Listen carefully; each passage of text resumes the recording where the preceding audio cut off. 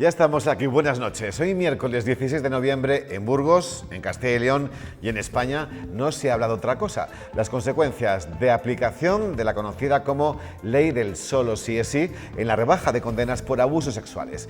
Aquí en Burgos y según el Tribunal Superior de Justicia de Castilla y León, en principio no hay sentencias que apliquen la nueva ley, pero sí a una en Segovia y dos en León. Recordamos que el caso Arandina está pendiente de recurso de casación del Supremo, que de momento no tiene nada que ver con esta ley. Corresponde a los tribunales, a la Fiscalía, pues el unificar esa doctrina y crear jurisprudencia. Creo que tenemos que dejar también al Poder Judicial trabajar. Que el machismo puede hacer que haya jueces que apliquen de forma defectuosa una ley, que la interpreten erróneamente y que además ese machismo compromete la integridad y la imparcialidad de los sistemas de justicia. Mucho hablaremos hoy de esas declaraciones, pero más cosas que os vamos a contar.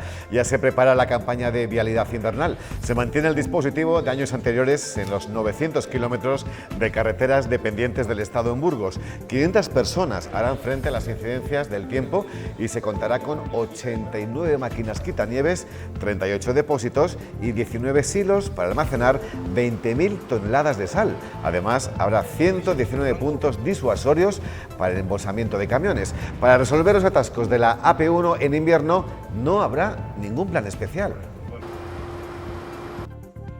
Pues la AP1 al final no la consideramos una ratonera.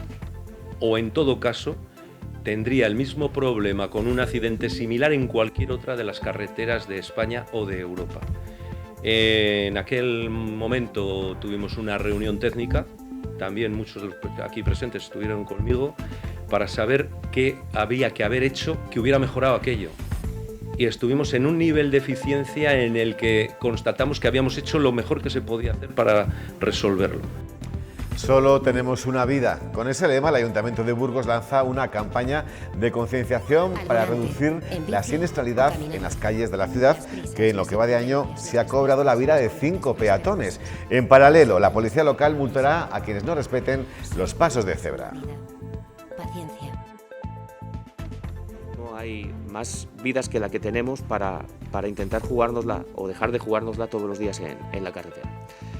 Es muy importante que conductores y peatones tengamos mayor concienciación respecto a la atención que debemos prestar.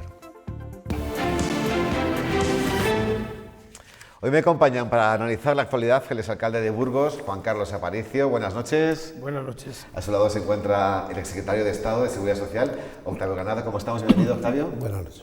¿Habéis sido vosotros dos de los elegidos para recibir ese mensaje en pruebas del sistema de alertas a través de mensajes masivos que remitía Protección Civil? Yo no he tenido ningún sobresalto a lo largo de la mañana. Vaya. Nosotros hemos hecho un pequeño sondeo entre un grupo de amigos y hemos visto que, por ejemplo, en la Dirección Provincial de Educación sí ha llegado. El director provincial de Educación decía en ese sondeo que sí había llegado y otra persona también.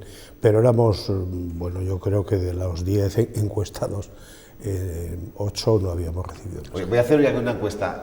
Aquí, compañeros, ¿habéis recibido el mensaje vosotros? ¿Ninguno? ¿Uno? Yo 2, o sea que somos aquí en trabajo y arriba 10 personas y solamente lo hemos recibido 2. En mi entorno, nadie. He preguntado cuando he ido a hacer la compra en el mercado si lo habían recibido y me han dicho que unas pocas personas habían tenido el aviso, pero ciertamente en mi entorno es casi inapreciable el efecto de esta alarma. Los que estamos más vigilados, ¿puede ser? A mí no me parecía demasiado oportuno eso de llamar a todo el mundo. O sea, me parecía con toda... vamos, a lo mejor es que estoy hablando por boca de ganso, pero me parecía un cierto exceso. Yo no sé cuál era el objetivo que se había marcado esta operación, porque es imposible juzgarla si uno no conoce cuál era el porcentaje de población que pretendían alcanzar. Si hacemos una muestra tan informal como la que acabo de llevar a cabo, lo cierto es que ha sido muy pocas personas las que se han visto sobresaltadas o alertadas por ello. Y por cierto, sí que me ha dicho mi mujer que en su entorno sí que hubo una llamada, pero que no aparecía la palabra clave, que era aceptar en su pantalla de teléfono, con lo cual ha tenido que soportar un buen rato y una reiteración de llamadas. Yo creo que en esto, como en otras cosas, cabe afinar. Como tono de despertador viene muy bien, ¿eh?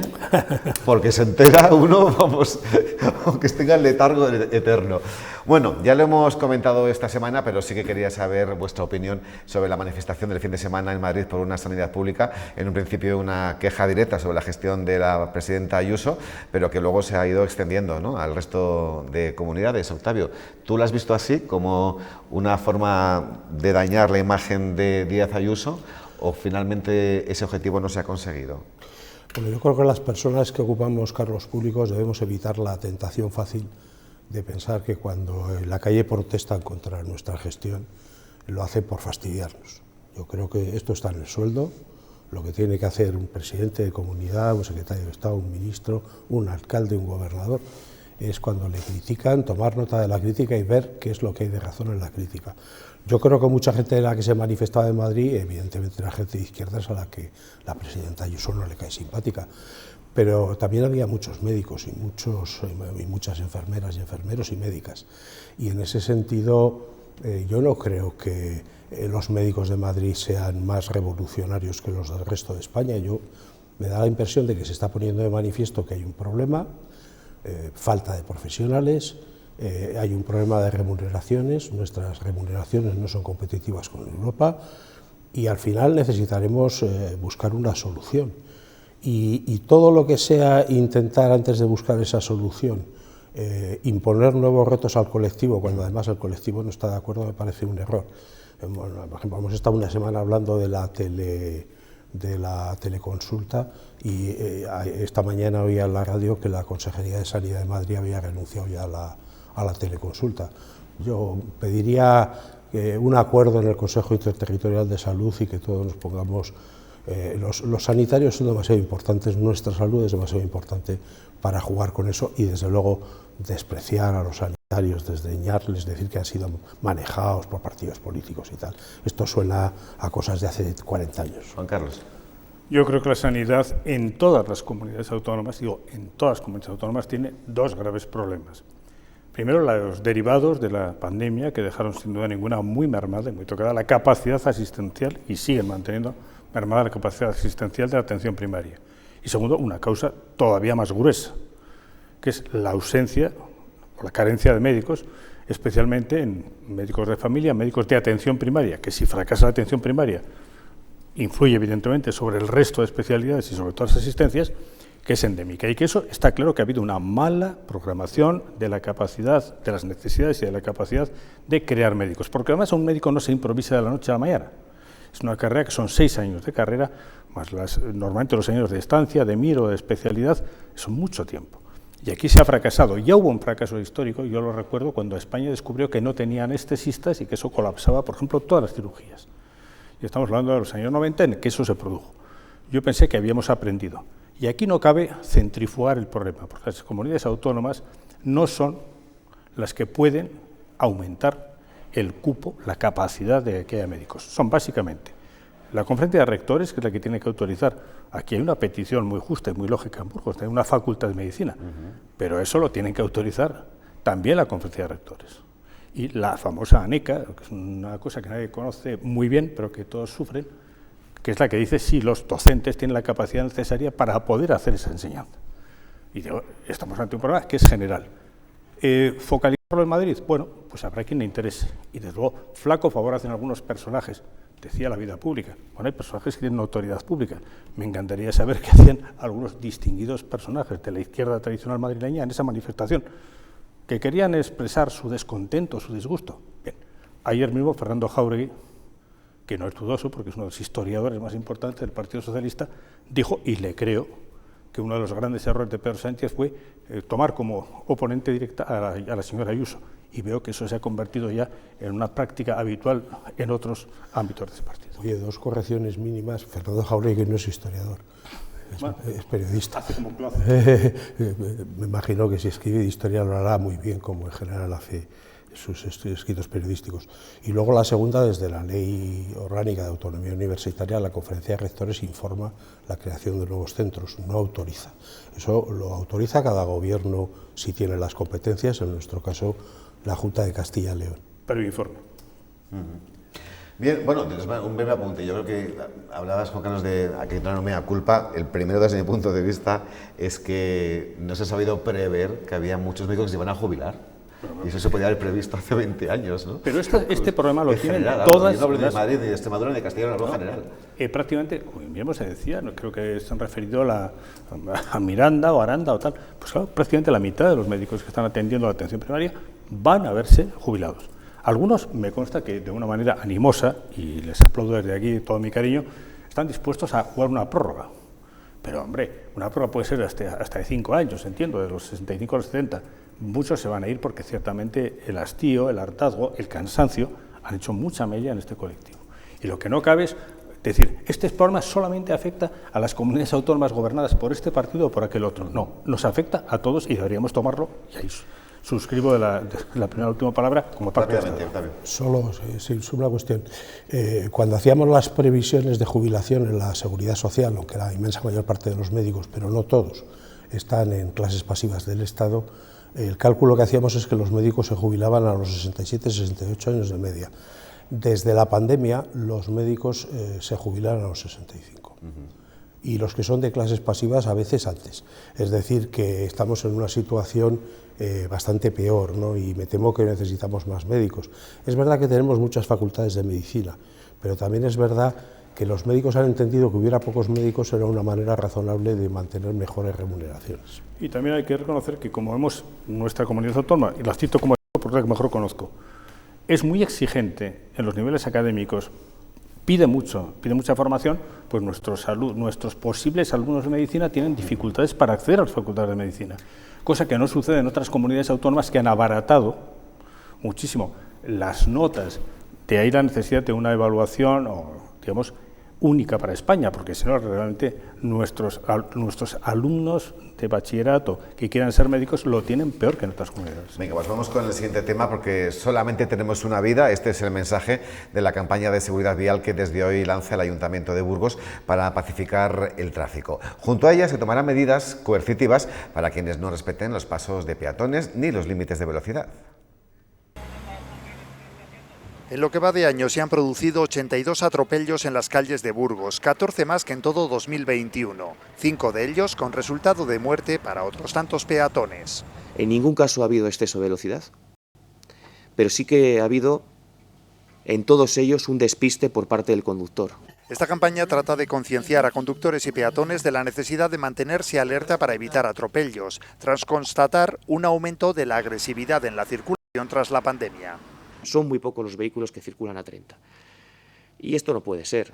Concienciación junto a medidas coercitivas. En lo que va de año se ha multado a 400 personas por no respetar las normas en los pasos de peatones. En todo 2021 solo hubo 45 sanciones. A veces solamente tocando el bolsillo es cuando llamas la atención realmente de un comportamiento irregular a un conductor que pueda generar una infracción. Y aunque no sea la única herramienta, también evidentemente el Ayuntamiento tiene que ejercer esa capacidad coercitiva.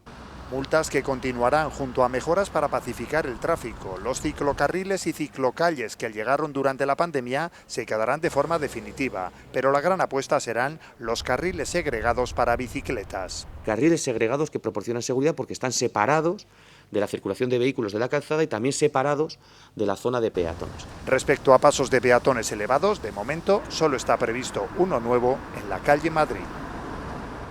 A ver si con eso conseguimos reducir el número de atropellos que hay últimamente, sobre todo este año en Burgos Capital. Vamos con otro asunto. Es la última polémica del Gobierno en coalición de España, la ley del solo sí es sí, que podría hacer que condenas por abusos sexuales pudieran ver rebajadas sus penas. Aquí en Castilla y León, de momento, el TSJ ha comunicado que afectaría a una sentencia en Segovia y 2 en León. No nombra a los jugadores de la Arandina, pero ya hay varios casos en España donde esto ha tenido efecto retroactivo. Para defenderse, la ministra de Igualdad no ha tenido otra ocurrencia que llamar machistas a los jueces, y eso ha supuesto la reacción del Poder Judicial, que ha expresado en un comunicado su más firme repulsa. Tanto la, posición y finalidad por parte del Poder Ejecutivo como por parte del Poder Legislativo es clara, es proteger a las mujeres, es darles más garantías, más seguridades. Ahora, insisto, corresponde a los tribunales, a la Fiscalía, pues el unificar esa doctrina y crear jurisprudencia. Creo que tenemos que dejar también al Poder Judicial trabajar. Que el machismo puede hacer que haya jueces que apliquen de forma defectuosa una ley, que la interpreten erróneamente y que además ese machismo compromete la integridad y la imparcialidad de los sistemas de justicia, y eso se trabaja con formación obligatoria, que es lo que prevé la Ley Orgánica de Garantía Integral de la Libertad Sexual, e insisto, como ya ha dicho el presidente, lo que haremos será también confiar en que se unifiquen los criterios.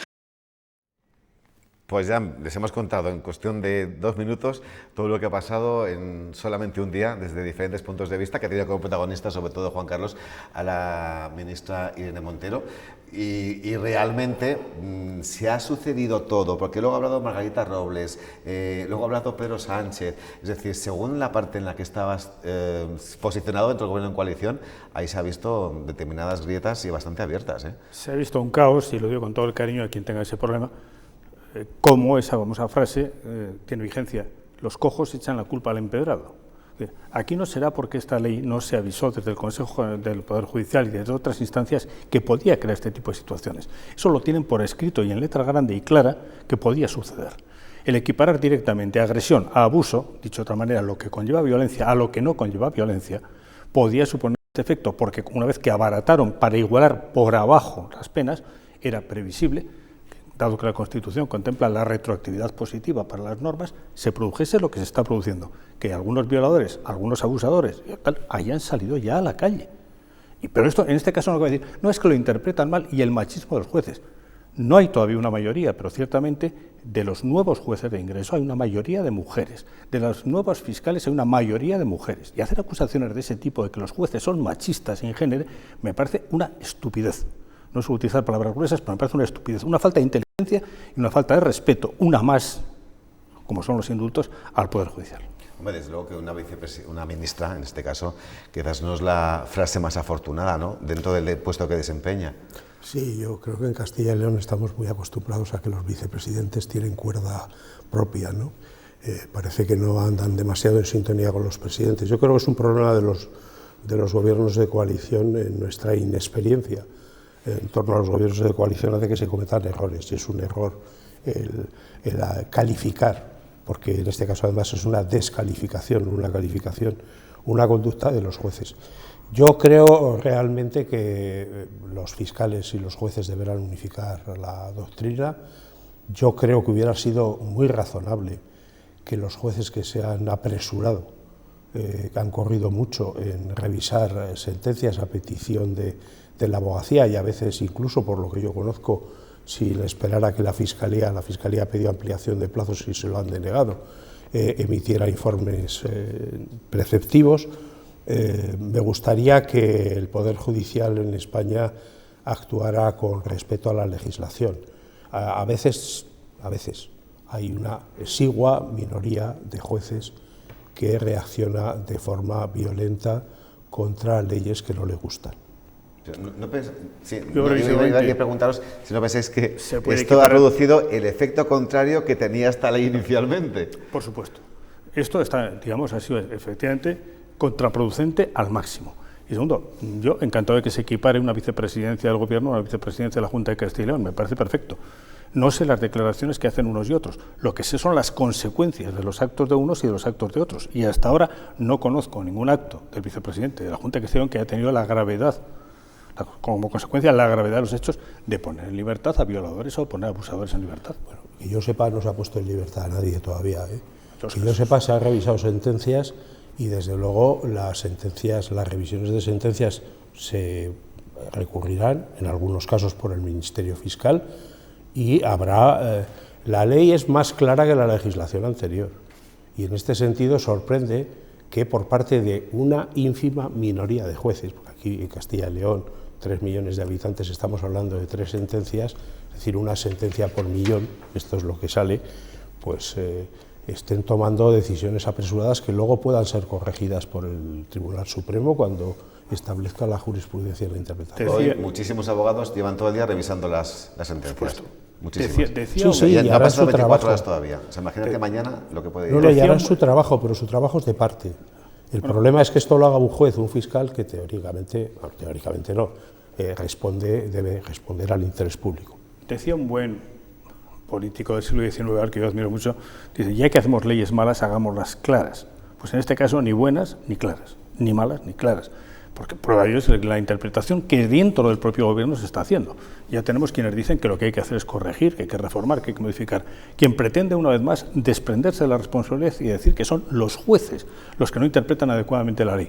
Hombre, cada cual tiene su papel en esta vida y el de los jueces no es hacer las leyes, no interpretarlas. Y supongo que lo hacen con el mismo criterio que en su día anunció con muchísima antelación el Consejo General del Poder Judicial. Y me cuesta creer que jueces fiscales no vayan a seguir la pauta que ya marcó en su informe previo.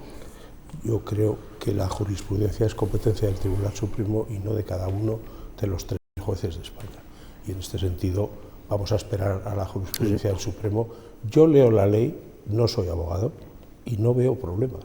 Lo digo con toda franqueza. Sí veía un problema temporal, y es que la ley, al hacer un hincapié muy rígido en torno al consentimiento, en algunos juicios en donde no se hubiera hecho tanto hincapié en el consentimiento, pudiera dar lugar a que ahora alguien pidiera una revisión diciendo es que nadie preguntó por esto, porque entonces no era fundamental. Con toda sinceridad, espero que sea esto un tema que no dé mucho que hablar en los próximos días y que rápidamente el Poder Judicial tomará las medidas necesarias para restablecer la unidad de criterio de toda la Judicatura. Ahora continuamos, pero de una ley polémica pasamos a otra que no lo es menos. Me refiero a la ley trans, a la que mañana dedicaremos un capítulo aparte, pero antes queremos conocer la opinión del doctor en Medicina, especialista en psiquiatría, médico forense, académico de la Academia de Ciencias de la Salud, Ramón y Cajal, José Carlos Fuerte Rocañín, que está con nosotros telemáticamente. Buenas noches, José Carlos. Hola, buenas noches, Rafa. Muy vinculado a Burgos, igualmente, muy vinculado a Burgos desde hace muchos años. Muchos espectadores te recordarán por tantos espacios en la 8 Burgos con este servidor que te habla. Así es. Sí, es que tiempos aquellos, ¿verdad? Desde luego. Lo vamos a emular el jueves que viene, aquí en Plató de forma presencial.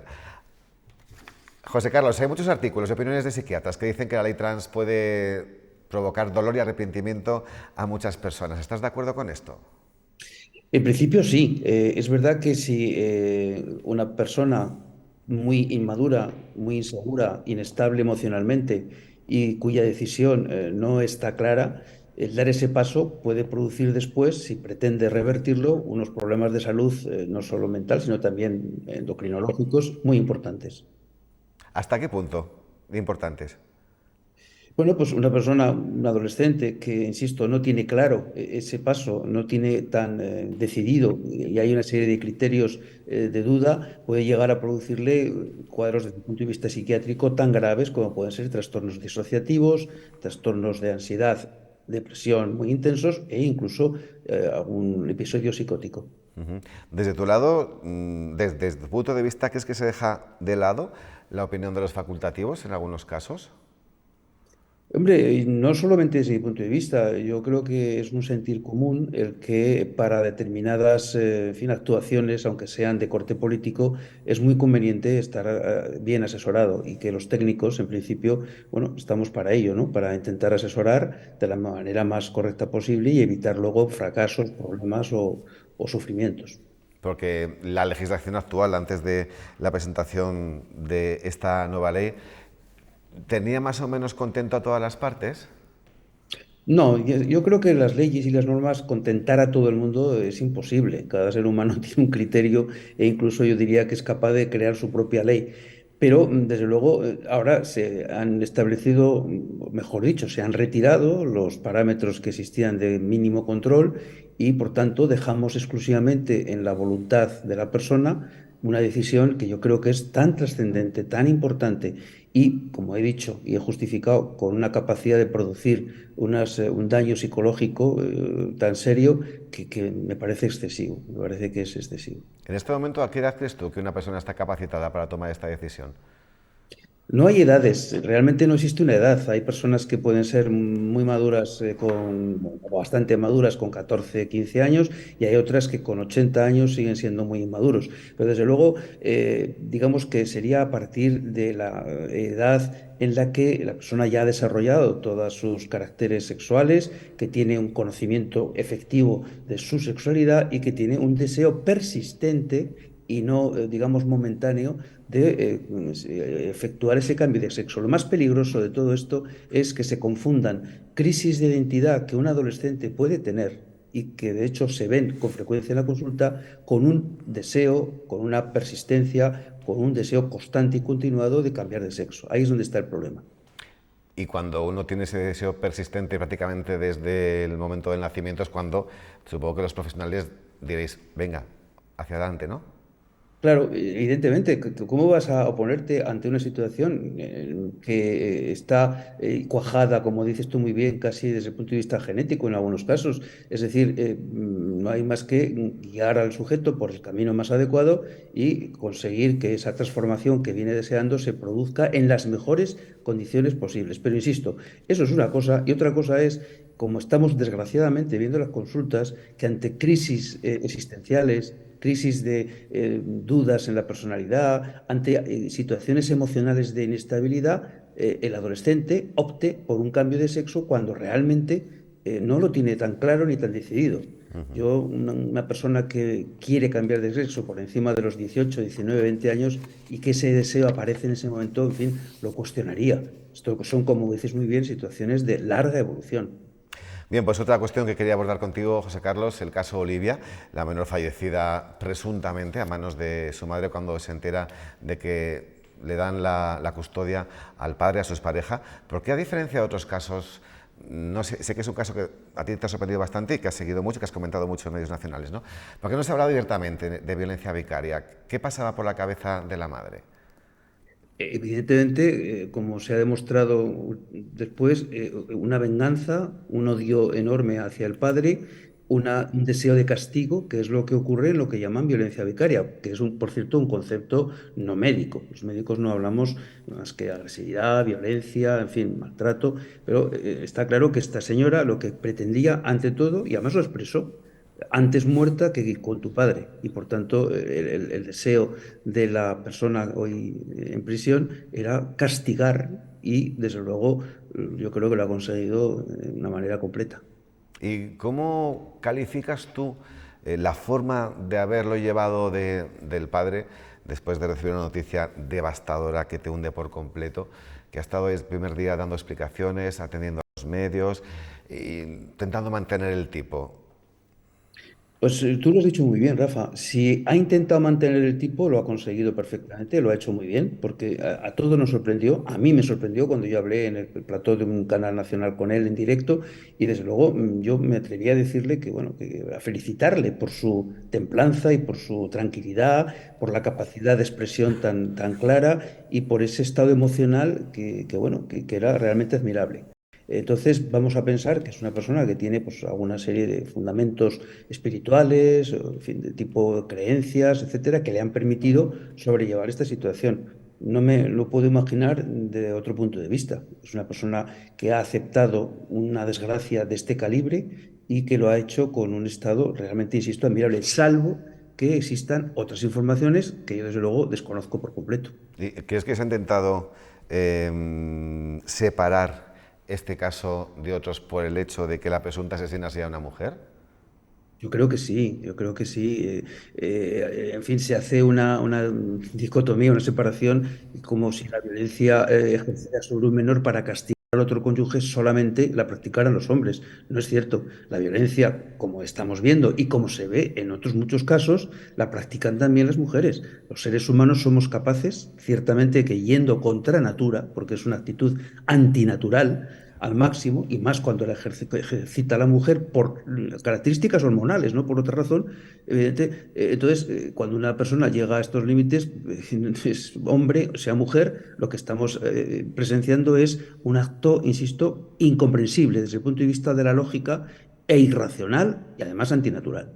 Bien, pues José Carlos Fuertes Ocañén, muchísimas gracias por habernos atendido. Esta ha sido una pequeña píldora como avance de tu visita aquí de forma presencial el próximo jueves 24 en el plató de Noticias 8 edición noche. ¿Tú sigues Burgos, Zaragoza, Madrid manteniendo ese recorrido? Así es, Burgos, cada 10, 12 días paso ahí mis 3, 4 días de consulta, encantado, y luego me voy a Madrid, donde también tengo otra consulta, y en Zaragoza. Todavía seguimos en ese peregrinar Pero bueno, encantado de seguir haciendo un trabajo que me gusta, que eso es lo importante, que el trabajo te resulte satisfactorio y el trabajo de un médico, a pesar de la que está cayendo, sigue siendo para mí un trabajo pues muy, muy interesante y muy bonito. Y eso se nota en pantalla, te lo garantizo. José Carlos, gracias y hasta la semana que viene. Muy bien, encantado. Buenas noches, hasta luego. Antes de pasar al siguiente tema, ¿alguna reflexión a esta entrevista con el doctor? Me ha parecido que hablaba cargado de razón, con conocimiento de causa. Yo tengo que volver sobre mis pasos en la última intervención que tuve cuando se planteó esta misma cuestión. Ha habido 50 casos con ya sentencia firme del Tribunal Supremo en los que se podría hablar de este concepto que, como bien decía el doctor Fuertes, no es un concepto médico, es un concepto inventado, la violencia vicaria, y de los 50 casos había 26 mujeres y 24 hombres, con casos tan escandalosos, obviamente, como lo recordamos el señor Bretón en Córdoba, como otros que hemos vivido, pero no pensemos que esto es una cuestión de sexo. Hay padres buenos y hay padres malos. Octavio. Sí, bueno, la violencia vicaria es un concepto que creamos los sociólogos. En este sentido, no es un concepto médico, no es un concepto jurídico, es un concepto bastante como el aprendizaje vicario, el aprendizaje que se realiza por imitación. Son conceptos que vienen del mundo de la sociología, ¿no? A mí sí que me gustaría hacer una reflexión sobre la enorme dificultad que hay para traducir el lenguaje terapéutico, el lenguaje clínico y el lenguaje jurídico. Porque el doctor decía, dice, no, es que una persona de 18, de 19, de 20 años, si quiere realizar la transformación porque le ha dado una ventolera, yo realmente cambiar de sexo, pues no sé, me parece que es una decisión evidentemente que cuando uno tiene 14 o 15 años se puede plantear de forma más superficial, pero con más edad me parece más difícil. Pero bueno, es que diga lo que diga el doctor, una persona con mayoría de edad tiene derechos. Y en este sentido es muy difícil justificar que un médico o que la autoridad del Estado, a través del sistema legal, pueda privar de esos derechos si quieres cambiar de sexo. En España el porcentaje de personas que han cambiado de sexo pues aproximadamente está entre el 1 partido por 5.000 y el 1 partido por 10.000. No creo yo que vaya a haber una epidemia. Y los de la ley trans es un 0, en adelante, ¿eh? Yo, lo reconocen hasta los mismos que la están gestando. Yo lo que conozco son las estadísticas del Ministerio del Interior de la gente que ha cambiado su DNI. Y lo que dicen es eso. Puede que haya alguno que prefiera seguir manteniendo el DNI anterior. En todo caso, también hay que partir de la base de que las cosas que ahora nos parecen extrañas y que como afectan a una minoría en la que no estamos los demás, pues nos parece que no tiene mucho sentido, con el paso del tiempo se ven normales. Yo cuando empecé a estudiar el DSM-3, que era el gran manifiesto, los desórdenes de salud mental de los Estados Unidos, decía que la homosexualidad era una enfermedad mental. Y aquí estaba en el Código Penal, el Código de Justicia Militar y en el Código Penal. Afortunadamente, ahora ya nadie tiene ese planteamiento. A lo mejor dentro de 40 años, las personas que han sufrido mucho cuando han tenido que especificar, que evidenciar su transexualidad, pues sufren menos. También bueno, mira cómo están las cosas en Qatar. Brevísimamente, lo que le cuesta mucho entender a cualquier paisano que nos esté escuchando o cualquier señora que nos esté escuchando es que haya tal catálogo de edades y según la cosa. O sea, para hacer un tatuaje, 16 años. Para poder tomar una decisión de este tipo, una edad muy inferior. Para el voto, 18 años. Para cobrar ese talón, ese maldito talón, 17. O sea, yo de verdad creo que deberíamos tener una cierta homogeneidad en cuando... yo no tengo una posición prefijada, ¿eh? Lo decía muy bien el doctor Fuertes Rocañín. Hay gente que es inmadura a los 90 años, también, no lo dudo. Pero hombre, esto de que según lo que a mí me interesa, abarato, elevo, subo y bajo las edades de responsabilidad, no diría la madurez, que es un concepto, pues a mí eso no lo entiendo y supongo que mucha gente de la que nos esté viendo y escuchando yo creo que es una cierta desfachatez eso de pensar que el gobierno decide estas cosas con un grado tal de superficialidad de que hace lo que le conviene, porque eso es una tontería. O sea, para elegir padre en estos momentos, cuando tus padres se divorcian, por jurisprudencia del Tribunal Supremo lo que se dice es que se tenga en cuenta el interés del menor y si tiene más de 12 años su criterio. Y eso lo ha dicho el Tribunal Supremo y nadie se ha escandalizado. La ley trans no existe. No existe. En estos momentos está todavía en fase de enmiendas, quiero recordar. Pues toda mi confianza. Y las enmiendas por parte de todos, incluido el Partido Socialista. Y las enmiendas del Partido Socialista mantienen que hasta una edad muy cercana a la mayoría de edad, pues el criterio lo va a tomar un juez, para evitar lo que decía el doctor Fuentes Rocañín. Algo tendrá agua cuando lo bendicen y algo tendrá la ley cuando lo maldicen. No, hombre, es que son decisiones importantes. Sin duda ninguna. A mí me parecen muy trascendentes porque se afecta a una auténtica minoría, pero en esa minoría se pueden producir suicidios, se pueden producir situaciones irreversibles materialmente, me preocupa. Aplico un principio clásico de la izquierda, que es decir, con que afecte a una persona me vale. Sí, pero es que ahora la gente se está suicidando porque no puede transformar su sexo. O sea, es que el que piense que en este país una persona transexual no ha tenido que sufrir muchísimo para evidenciar su situación, es que de verdad no conoce a nadie que sea transexual. Todo mi respeto. Porque absoluto. Lo primero que te cuentan todas las personas transexuales es el rosario de problemas que han tenido que sufrir, de toda índole, desde el acoso de los compañeros en los centros de enseñanza, ya no hablemos de cuando existía el servicio militar. Vamos a cambiar de tema porque mañana abordaremos precisamente con la presencia aquí de Angélica González, periodista de compañía de Diario de Burgos, que ha hecho un excelente reportaje al respecto este pasado domingo y bueno, pues tiene muchísima información y muchos datos que pone sobre la mesa. Lo cierto es que la actualidad de los últimos días no deja de dar sobresaltos. A la reforma del delito de sedición ha seguido lo propio con el delito de malversación, apuestas personales del presidente del Gobierno para calmar las aguas con sus socios de Esquerra Republicana, hasta el punto de llegar a un debate sobre si lo importante, cuando alguien malversa fondos públicos, es si ese dinero acaba o no en su bolsillo. Hasta ahí está ahora mismo ese debate, Juan Carlos. Vamos a ver, desde luego, lo peor que puede pasar es que alguien detraiga, eso es lo peor que podría pasar, que alguien detraiga fondos públicos y además se lo lleve en el bolsillo.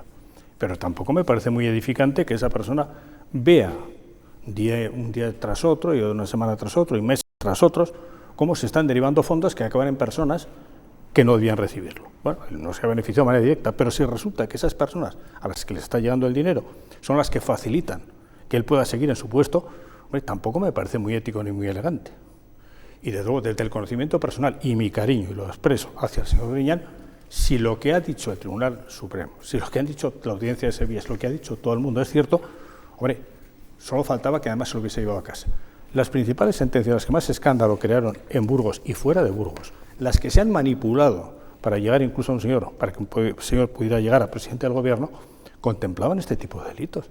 Y ahora resulta que esto no tiene importancia si lo hacen una serie de señores con acento catalán o con acento andaluz, y aquí no pasa nada. Oiga, perdone, aquí se han estado derivando fondos públicos a un sitio que no tenían que ir.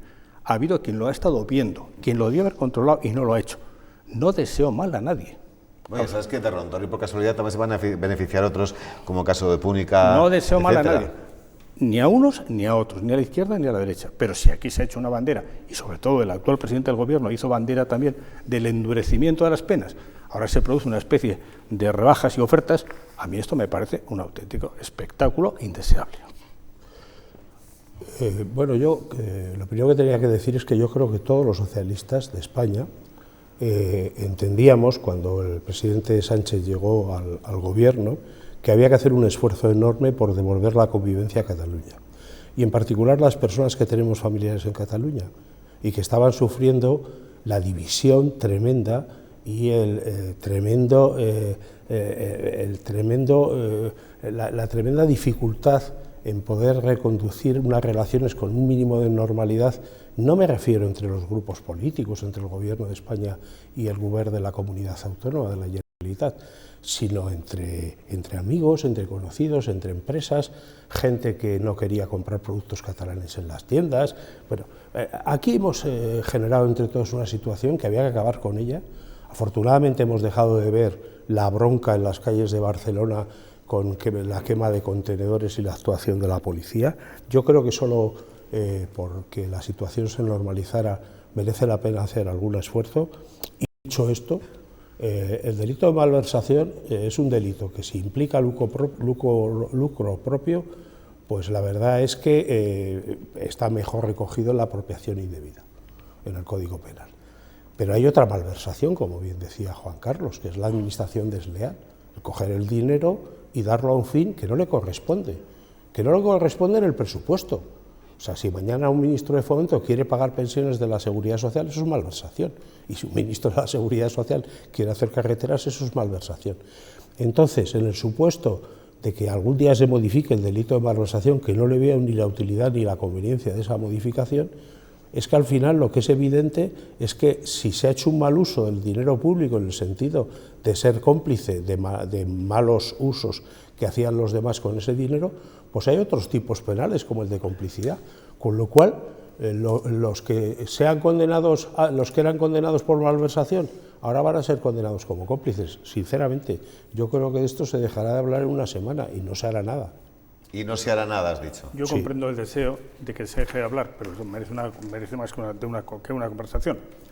Hay una forma muy clara de pacificar un conflicto familiar. Si uno de los hijos o los niños se pone absolutamente impertinente y tú le das todo lo que él pide, a medio plazo o a corto plazo solucionas el conflicto, pero lo vas a tener mucho mayor cuando pasen unos meses o unos años o cuando esa persona adquiera. Aquí no me extraña que se haya pacificado, porque es que prácticamente todo lo que pidieron los señores que organizaron un golpe de Estado.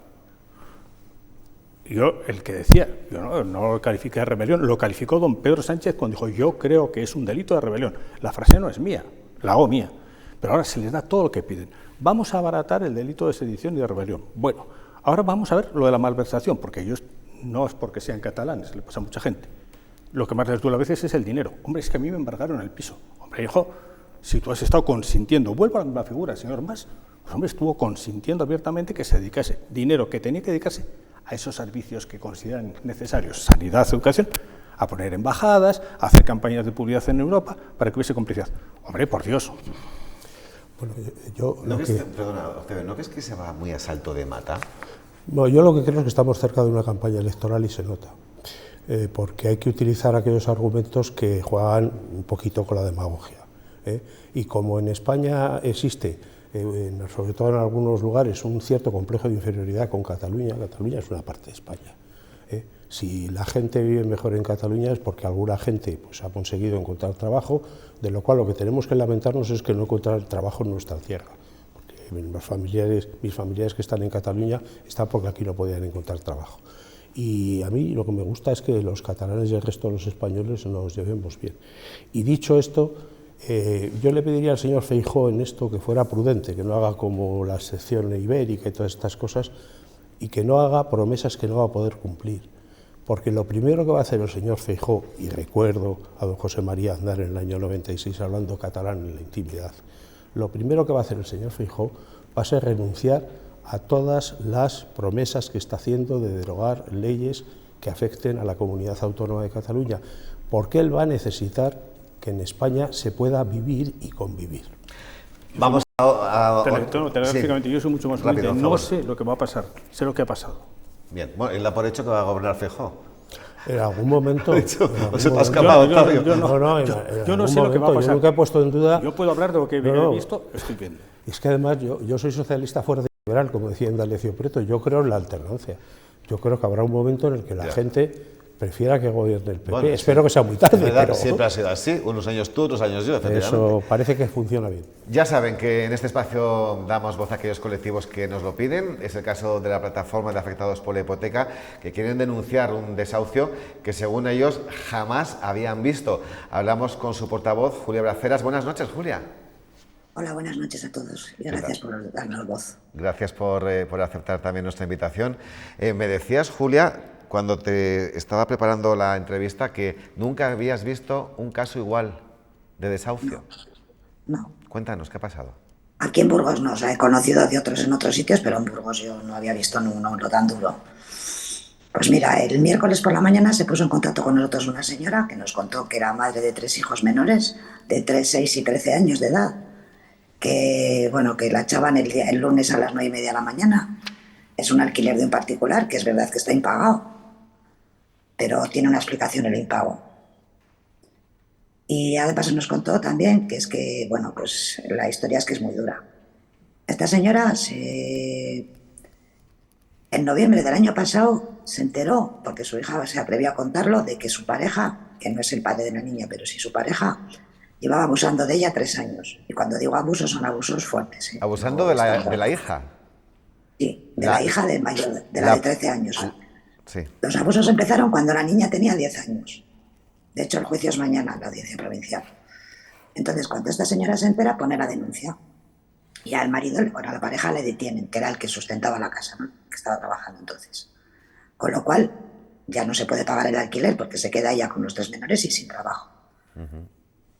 Y a partir de ahí, pues todo lo que debas imaginar. Que es verdad que ella no recogió nada de las notificaciones del juzgado, pero yo creo que hay que ser un poco empáticos. Si tú te pones en el lugar de una señora en esa situación tan dura, que está psicológicamente destrozada, sin ingresos, con 3 niños y en una situación de esas, pues yo también entiendo que en ese momento lo prioritario para ella era poner la denuncia, atender a su hija, buscar apoyo psicológico y sobre todo los 2 hijos pequeños, que sí son hijos del abusador, pues iniciar los trámites para hacer una separación y un convenio regulador, o intentarlo por lo menos, para que no tuviera acceso a los niños y no tuviera derecho de visitas, habrá que tener la custodia y eso. Con lo cual, en eso es en lo que ha estado la mayor parte del tiempo. Entonces, cuando nos llama, es verdad que no había notificado nada, no había recogido las notificaciones del juzgado y vamos ya con el tiempo muy justo. Esto era el miércoles y el lanzamiento era 5 días después, el lunes siguiente. Nosotros estuvimos hablando con ellas, la pedimos toda la documentación. Por la noche, ya tarde, a las 11:30 de la noche, enviamos un correo a Servicios Sociales con toda la documentación que pudimos recabar a lo largo de la tarde del miércoles. Y al día siguiente quedamos con ella en el juzgado para intentar presentar también el escrito de vulnerabilidad. Porque claro, al no haber recogido la demanda ni nada, pues el juzgado no había pedido a Servicios Sociales informes. Entonces, había que hacerlo todo en tiempo récord. Y bueno, eso es lo que hicimos. Enviamos la documentación a las redes sociales para que ellos pudieran emitir un informe, porque al final nosotros podemos presentarlo, pero no somos nadie, o sea, un certificado nuestro no vale para nada. Presentamos toda la documentación en el juzgado, subimos al ESCO, lo registramos, estuvimos hablando con la gente del juzgado y al final conseguimos, ya nos enteramos el jueves por la mañana, que el lanzamiento se suspendiera sin fecha. Tengo que decir que el caso era tan desesperado que el abogado de la parte contraria, o sea, el abogado demandante, fue el que la avisó el miércoles por la mañana para avisarla de que el lunes iba al cerraje la charla. Porque claro, una cosa es, a ver, que yo entiendo que el propietario quiera cobrar, porque es un año sin cobrar, pero claro, el abogado sabía de la situación en la que se había quedado y lo que hizo fue avisarla, pues por lo menos para darle un margen de tiempo a ver si se podía organizar, pues para buscar casa de alguna amiga o algún familiar o algo así. Perdona, Julia, tenemos que avanzar porque estamos prácticamente fuera de tiempo. Exactamente ahora mismo, ¿cuál es la situación de esta persona y de su familia? Y sobre todo, ¿qué es lo que pedís? ¿En qué se le puede ayudar? Mira, la señora está en su casa, afortunadamente, porque el lanzamiento se paró. Está en manos de Servicios Sociales, que ayer tuvo la visita de la trabajadora social. Creo que la van a poner una serie de medidas de apoyo, como ayuda domiciliaria, ayuda con los niños, porque lo que queda por delante, sobre todo de papel y de trámites, es arduo, y entonces para que los niños no estén desatendidos la pondrán apoyos. Y nosotros lo que pedimos es que sabíamos que había una vivienda que se quedó descolgada del parque municipal, del famoso parque municipal que nunca arranca, porque por una serie de problemas legales no se pudo incluir en ese momento, pero sabemos que está vacía y que se podría unir al parque. Entonces fuimos a hablar con la concejala de Servicios Sociales y le dijimos que si podía reclamar esa vivienda ante una situación tan extrema para hacer un realojo de emergencia. Sí. Que ya sabemos que hay una convocatoria y que hay gente en espera y tal, pero yo no he visto nunca un caso con una niña de 13 años violada por... Pues ese es el llamamiento, ¿no? Que Servicios Sociales del Ayuntamiento tiendan la mano y puedan hacerse de alguna manera cargo, mejorar la situación de esta familia, entiendo, ¿no, Julia? Pero ya nos han dicho que no lo van a hacer. Pero sigues pidiéndoselo, quiero decir. Sí. Para eso estamos nosotros aquí. Yo entiendo que hay lista de espera, entiendo que hay muchos casos, ahora nadie mejor, no sabemos que hay muchos casos. Pero hay situaciones. Esta niña mañana le tiene que enfrentar a un juicio que ya es un trago tener que ir a declarar otra vez y volver a revivirlo todo. Y lo único que faltaba es que se quedara en la calle. Desde luego, y la margen de la decisión que ya os ha comentado Servicios Sociales, si alguien que nos está viendo quiere dar esa ayuda, pues que se ponga en contacto con vosotros, que es muy fácil localizaros poniendo plataforma de afectados Hipoteca Burgos en internet y os localizan rápidamente. ¿Te parece bien, Julia? Muchas gracias. Gracias, buenas noches. Que todo se solucione lo antes posible. Situaciones muy duras, muy duras. Una cosa llevando a la otra y al final... Sin duda, situaciones consecuentes a eso, a situaciones a su vez familiares y personales muy complicadas y en las que las autoridades, incluyo también al ayuntamiento, pues tiene que buscar ese equilibrio entre el respeto a la legalidad, el respeto a la norma y lo que sería la solidaridad o el cariño que creo que se merece este caso. También hay mucho que hacer, ¿verdad? Y que no todos los casos son iguales. Bueno, lo primero es darnos cuenta de que en este país seguimos teniendo una enorme asignatura pendiente, y es que no tenemos una política de vivienda digna. Cierto. Que todos hablamos de las casas de sindicatos que hacía el régimen anterior, de las viviendas de protección oficial, etcétera. Y aquí en la democracia llevamos 30 años en donde ni las comunidades autónomas, ni los ayuntamientos, ni el Estado hacen casas. Y esto es una barbaridad, porque hay gente que está así.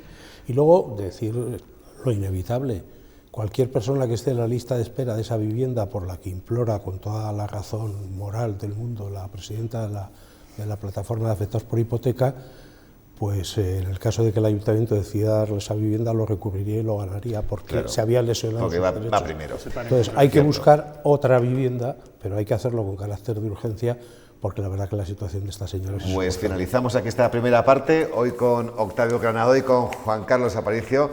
Como siempre, un placer haberos recibido. Que descanséis, hasta la próxima. Gracias. 2 minutillos y venimos con la parte final con más información. Hasta ahora.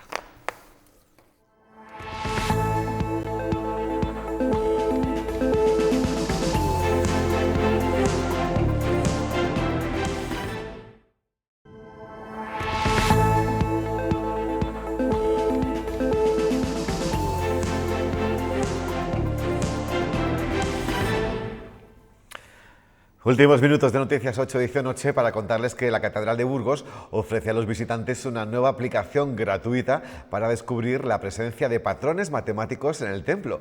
El número áureo, paradigma de la belleza, lo encontramos por toda la basílica, pero también el número de plata y la proporción cordobesa típica del arte islámico.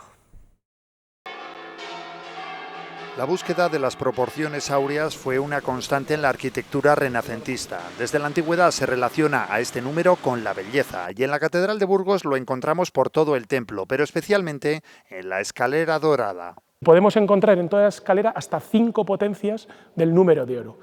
Eso hace que esta escalera esté dentro de un modelo áureo de armonía, con hasta 5 potencias, que es lo que realmente resalza pues, la belleza, la armonía. Los rectángulos áureos están presentes en toda la escalera, pero también podemos ver un triángulo dorado, que es el mismo que aparece también en las agujas y que podemos encontrar también en las barandillas del cimborrio. 1,61, seguido de infinitos decimales. Ese es el número de oro que también podemos ver en el rosetón del sarmental, cuyo punto de partida es un decágono. Los ritmos que se van a formar a partir del decágono y del pentágono, que sería tomando los lados de 2 en 2, van a ser el número de oro. Y como no, en el cimborrio, la obra cumbre del Renacimiento dentro de la catedral, donde también aparecen otros patrones como el número de plata o la proporción cordobesa. Este patrón es típico del arte islámico. Aquí en el cimborrio aparece combinado, formando lo que se llama un enlace orgánico con el número de plata. Entonces es una especie de conjunción de dos culturas, la cultura islámica musulmana con la cultura occidental cristiana. Matemáticas Catedral de Burgos, esa es la aplicación que nos permitirá descubrir los tesoros matemáticos del templo. Y de la Catedral al Museo de Burgos, que presenta una exposición dedicada al artista burgalés Rufo Criado, recuperando una etapa muy concreta de su producción, la realizada hace 40 años, concretamente entre 1982 y 1986. Se trata de una producción muy diferente a la línea actual del artista, que sorprenderá a los visitantes. Esta exposición muestra una etapa figurativa de la trayectoria de Rufo Criado, muy diferente a su producción actual, basada en composiciones geométricas. En los que hizo unas obras que se apartan un poco de lo que es su trayectoria más habitual, ¿verdad? Él se acercó a la figuración, unos presupuestos más cercanos al expresionismo, y para mucha gente, bueno, incluido para nosotros, ha sido casi un descubrimiento esta etapa. Para Rufo Criado también ha sido una experiencia emocionante reencontrarse con su obra 40 años después. Para esta exposición ha tenido que retocar algunos detalles de sus antiguos cuadros y devolverles su aspecto original, además de revisitar una parte de su obra desconocida para el gran público. Meterme de nuevo en cada una de esas piezas que he estado tal. Entonces yo soy el primero sorprendido, digo, joder, es que esto está bien, es que esto sigue vivo.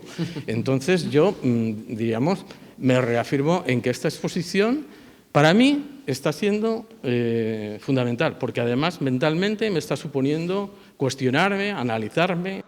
En este camino de ida y vuelta entre la abstracción y la figuración encontraremos naturalezas muertas en gran formato, una figuración extraña y un expresionismo áspero, desconocido por el público actual, pero que también recoge la esencia de la obra de Rufo Criado. Y ya nos marchamos. Este miércoles 16 de noviembre nos deja que algunas de las condenas por abuso sexual podrían verse rebajadas por la nueva ley del solo sí es sí. Si a esto le añadimos la posible reforma del delito de malversación junto a la del de sedición, podemos afirmar que al presidente Sánchez se le acumulan los problemas. En un caso por contentar a Unidas Podemos y en el otro por hacer lo propio con sus socios independentistas. Descansen, si quieren nos vemos mañana a las 10 para contarles lo que pasa. Adiós.